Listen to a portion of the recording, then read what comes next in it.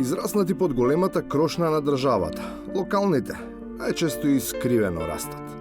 Дебелината на сенката ги прави троми, недоволно заинтересирани и потполно незагрижени за последиците кои ги предизвикуваат. Началникот му даде еден поклон. Ова е будилник да си ја разбуди администрацијата. Ова е кафе да му свари едно кафе и ќе го молам да почне да работиме. А и тие што Божем почнале нешто да работат, изгледаат залутано. Ама изгледа само така изгледаат оти ги извршуваат оние задачи, со кои само го задоволуваат нескротливиот апетит на узурпаторите, кои не мислат на ништо, освен на собствениот профит. Доведувајќи ги на прагот на пропаста некултурниот идентитет, туку дури и здравието и иднината на своите деца. Наместо да понудат лекови, тие се решаваат за плацебо. Сите црвени сијалички се запалени, алармот вришти, пациентот е, да речеме, на умирање, а ние викаме некаков педикир. Причината за лицкањето е едноставна, затоа што тоа не ја локализира, туку прави дисперзија на одговорноста.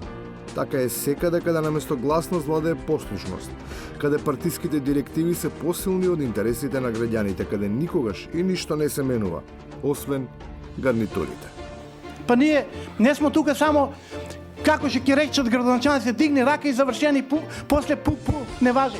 Мене сакам да кажам на граѓаните, например, више во е завршена работа него, што е направено со тие што го донеле во ове? Кам да приме одговорност да некој да одговара за оваа работа? Отсуството на тој сегмент кој во недостиг на самураи кои лично би ја презеле одговорноста, им се префрла на органите задолжени за нејзино утврдување. Нискиот ефект на таа категорија која постојано е фокална точка, сепак се должи на високиот степен на реформи, поради кој таа станува достижна, ама не за таа специфична, недопирлива структура. Ова може би е чудно, може би е смешно, ама јас го кажам заради тоа што многу пати досега искусивме МВР да ги апси савајле, судо да ги пушта по хладне.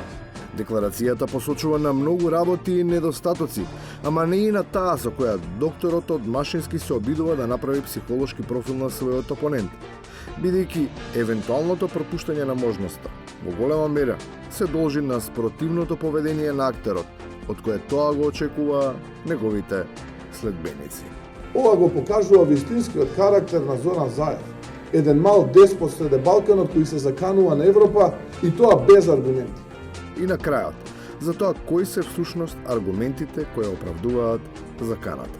Читам пред малку на пат за Канал 5 дека професорката Каракамишева ги повикала Франција, Германија, Холандија и Данска да не дозволат Македонија да добие датум за преговори. И си велам, луѓе, кои сме ние и какви сме ние? Кому ќе наштетат? На Заев? Големината на штетата веројатно нема да ја почувствуваат ниту Каракамишева, ниту Заев. Тие што не ја знаат нејзината големина, тие ќе ја почувствуваат. Тоа ќе биде најголемата штета.